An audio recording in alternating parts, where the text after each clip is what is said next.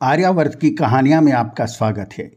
हम पढ़ रहे हैं श्रीमद् भगवद गीता का 6वां अध्याय आत्म संयम योग।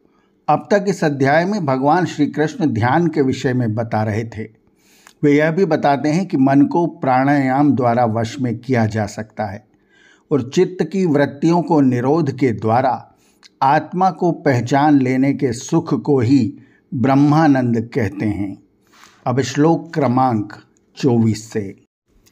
संकल्प प्रभवान कामान त्यक्त्वा सर्वान् शेषतः मनसेवेन्द्रिय ग्रामं विनियम्य समन्ततः शनै शनैरुपरमेद बुद्ध्या धृतिगृहीतया आत्मसंस्थं मनः कृत्वा न किंचिदपि चिन्तयेत्।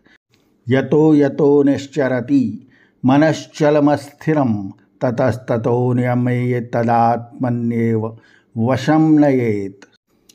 संकल्प से उत्पन्न सभी कामनाओं और वासनाओं को बिल्कुल त्याग कर मन से सभी इंद्रियों का और चारों सभी दिशाओं से संयम कर धैर्य युक्त बुद्धि से धीरे धीरे शांत होता जाए और मन को आत्मा में स्थिर कर कोई भी विचार मन में न आने दे। इस रीति से मन को एकाग्र कर चंचल मन जहाँ जहाँ बाहर जाए वहाँ वहाँ उसे रोक कर आत्मा के अधीन करे।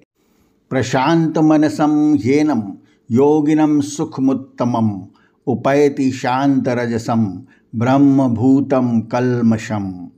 इस प्रकार शांत चित्त राग द्वेष रहित निष्पाप और ब्रह्मभूत यानी ब्रह्मत्व को प्राप्त योगी को उत्तम सुख प्राप्त होता है।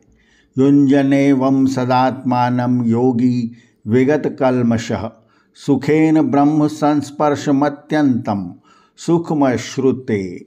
इस रीति से निरंतर अपने आप को योग में नियुक्त करता हुआ कर्मयोगी पापों से छूटकर सहजता से ब्रह्म संयोग से प्राप्त सुख अर्थात आनंद का उपभोग करता है।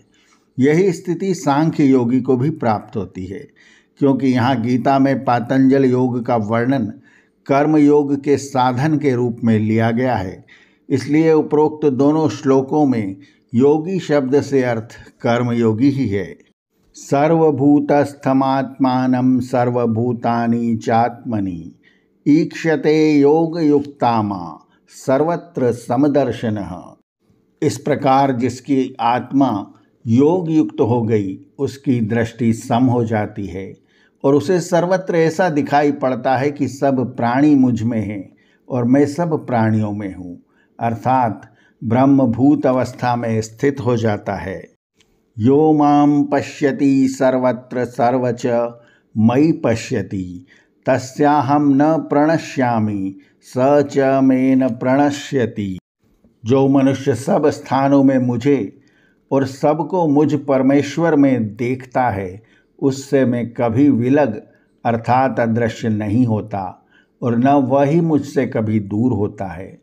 जो ब्रह्म एकात्म भाव में स्थित हो गया, जिसे सभी स्थान पर और स्वयं में उसी मूल तत्व की अनुभूति होती हो, तो वह मूल तत्व से कैसे विलग हो सकता है, कैसे मूल तत्व उसे अलग कर सकता है। सर्वभूत स्थितम यो मां भजत्येकत्वमास्थितः सर्वथा वर्तमानोऽपि स योगी मयि वर्तते। जो एकत्व बुद्धि अर्थात सर्वभूतात्मैक्य बुद्धि को मन में रखकर प्राणियों में रहने वाला मुझ मूल तत्व को भजता है, स्मरण करता है या हृदयंगम करता है, वह कर्मयोगी सबसे व्यवहार करते हुए भी मुझ में ही स्थित रहता है। आत्मौपम्येन सर्वत्र समं पश्यति अर्जुन सुखम वा यदि वा दुखम स योगी परमो मतः। हे अर्जुन, जो अपने सुख दुख के समान दूसरों के सुख दुख को भी देखता है वह मेरे मत में उत्कृष्ट कर्मयोगी है। इस श्लोक में तो भगवान श्री कृष्ण ने योग को अत्यंत सरल कर दिया है। वे कहते हैं कि दूसरों के सुख दुख को अपना समझने वाला यानी सभी प्राणियों के दुख से दुखी होने वाला और सुख में सुखी होने वाला ही मेरे मत में श्रेष्ठ कर्मयोगी है। और मनुष्य इस अवस्था को तभी प्राप्त होगा जब वह कण कण में परमात्मा को देखता हो। आर्यावर्त की कहानियां के अगले अंक में भी जारी रहेगा गीता का 6वां अध्याय आत्म संयम योग। आर्यावर्त की कहानियां चैनल को सब्सक्राइब करें और बेल आइकन के बटन को दबाएं ताकि हम जब नया वीडियो लेकर आएं तो उसकी सूचना आपको तुरंत मिल जाए। धन्यवाद। नमस्ते।